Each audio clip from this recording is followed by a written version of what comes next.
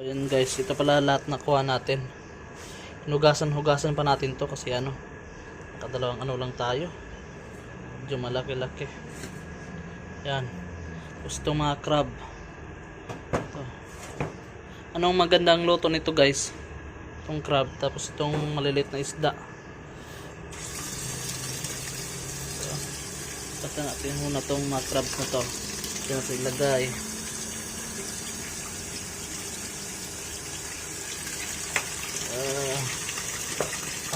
Parang pala itong hanggat. Ayos na rin to. Kahit malilit yung crabs, namang tiyan pa rin yan. Diba? May maliit na talaga. Buhay pa to. Alon. Buhay pa talaga.